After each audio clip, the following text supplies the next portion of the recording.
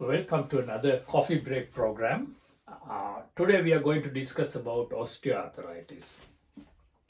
Previously we discussed about inflammatory crystal arthropathy, and today we are going to discuss about osteoarthritis, which is not inflammatory as a origin.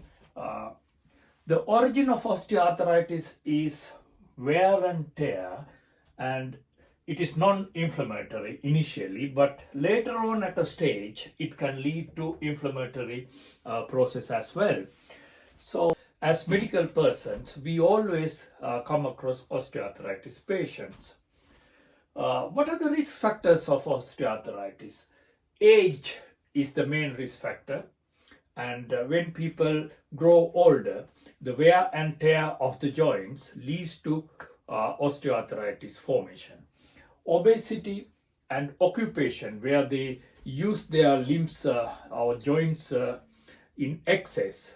For an example, somebody who weight bears and run and walk too much has a high potential occupational risk for osteoarthritis. Joint trauma, female sex, females are more affected, and genetics. If somebody has osteoarthritis in the family, there is a high risk of getting osteoarthritis. And limb deformity, the genu vera, genu valgus, like limb deformity, also can predispose to osteoarthritis. As I mentioned, it's a result of wear and tear, even though it leads to inflammation secondary later on. So how does it present? Most of the big weight-bearing joints are affected. For an example, the knee joint, hip joint, sacroiliac joint, they are affected. And basically, the synovial joints are the joints which are affected in osteoarthritis. What happens in osteoarthritis?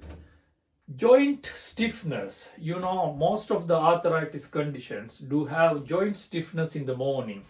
If the joint stiffness of the morning lasts less than 30 minutes, that is likely that it is osteoarthritis. And loss of range movements. Obviously, the range of the movement of the joint, major joint which affected, is limited. And pain in the movement, muscle waste, because people tend to use the other joints for the mobility when somebody has osteoarthritis in one joint. Thereby, muscles of that joint, around that joint, get wasted.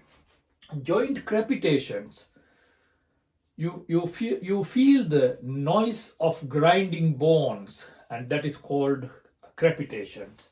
And joint swelling when it comes to the inflammatory stage. Usually joints are not swollen initially in osteoarthritis.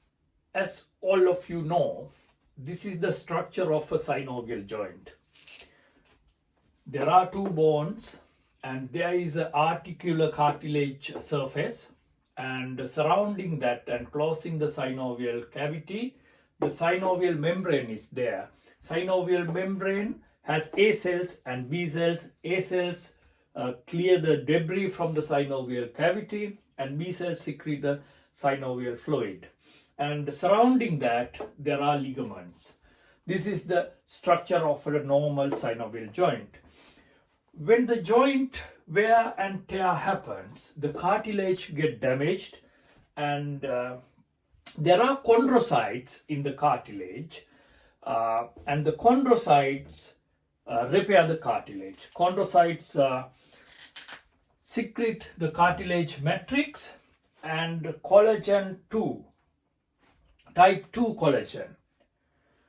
But at a stage with the severe damage, the collagen 2 secretion stops and it starts secreting collagen 1, which is not so flexible as collagen 2, and it is the material which is in the bone. So bone formation happens, and as a result the process of osteoarthritis begins.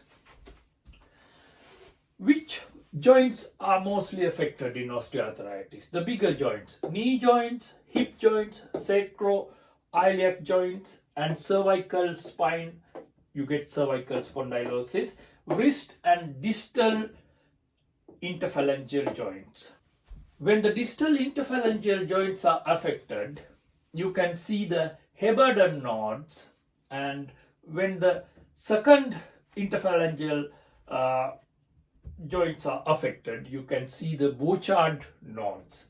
And in the hand, one can see the squaring of the wrist, of the thumb, base of the thumb, and that is because of the carpometacarpal joint involvement.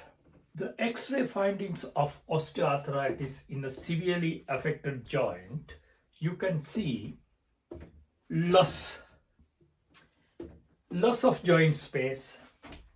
Here you can see that, and osteophytes formation. You can see the formation of osteophytes, and subchondral sclerosis of the bone under the cartilage surface, and subchondral cyst formation of bone cyst in the subchondral area. So these four features are severe features of severe osteoarthritis in a joint. But the joint manifestation of osteoarthritis does not proportionately reflect the X-ray findings. You can see normal X-rays with severe osteoarthritis clinically, and also you can see mild osteoarthritis with severe joint loss findings in an X-ray finding.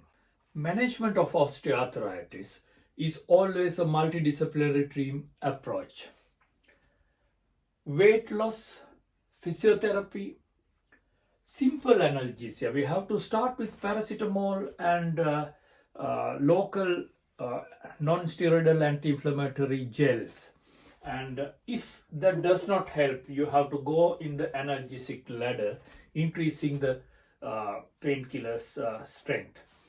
And intra-articular injections like glucosamine, steroids can be used by the rheumatologists.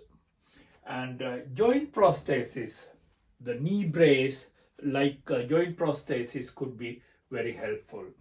Ultimately, joint replacement is the answer and the option for larger joints like knee joint and hip joint. Osteoarthritis is something that we cannot reverse, but we can manage symptomatically.